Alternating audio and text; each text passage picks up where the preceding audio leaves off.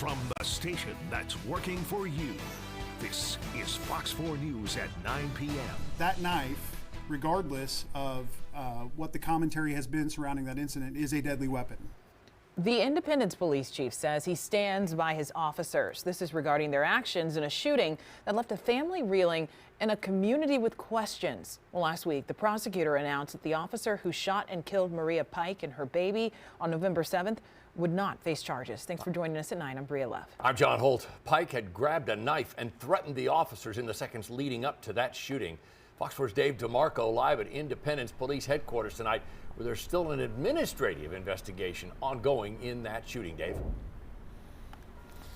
There is, but Police Chief Adam Dustman says based on everything he's seen so far, the officers' response that day was textbooks.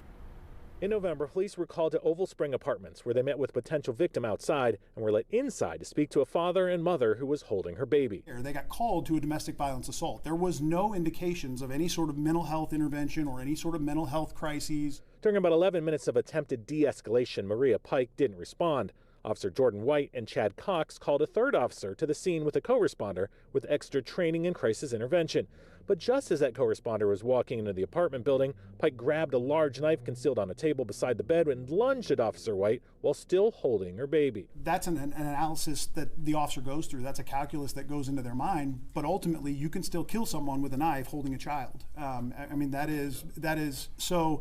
That officer is entitled to defend themselves as well as other people. Independence Police released complete video, which Fox 4 is not airing because of its graphic nature, which shows Officer White back towards a closet and fired a total of 4 shots as Pike was disarmed and fell to the ground, striking her in the wrist, neck, torso, and back, killing both her and baby Destiny.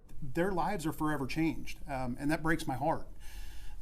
But that can also occur, and the officer's actions can be reasonable and justified at the same time.